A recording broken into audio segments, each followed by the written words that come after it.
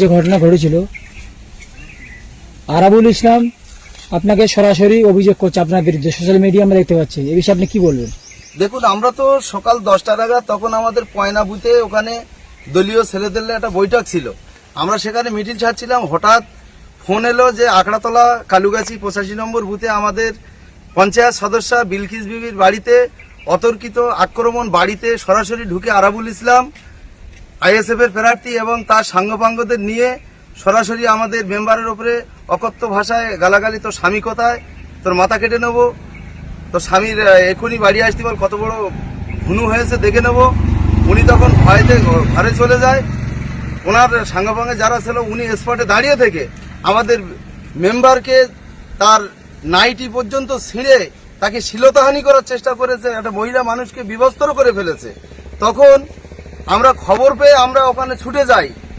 যাওয়ার পথে দেখছি আরাবুল ইসলাম তার বাহিনী নিয়ে মোটরসাইকেল বাহিনী এবং গাড়িতে করে বেদেমারি বাজারের দিকে আসছে। আমরা ওদের পাশ কাটিয়ে আমাদের মেম্বারের বাড়িতে আমরা যাই।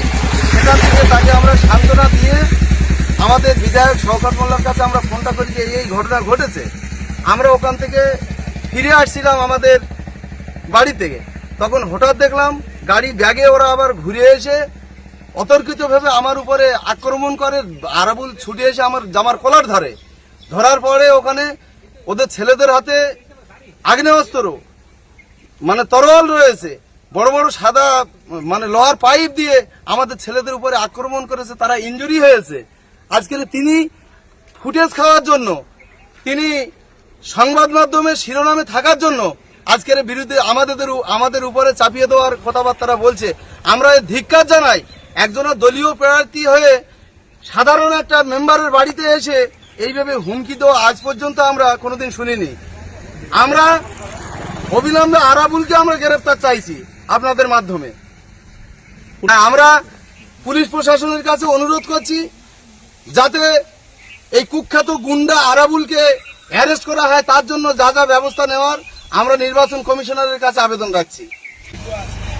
আরাবুল ইসলাম তিনি যে আমরা সোশ্যাল মিডিয়ায় দেখছি যে গাড়ির কাঁচ গাড়ির একটা কাঁচ ওখানে কেউ ভাঙেনি, উনি নিজে ফুটেজ খাওয়ার জন্য নিজের গাড়ির কাঁচ নিজে ভেঙে আজকের ঘটপুকুরি বাজারে গিয়ে সেখানে তিনি পথ অবরোধ করছে। আমরা ফেসবুক লাইভে দেখলাম।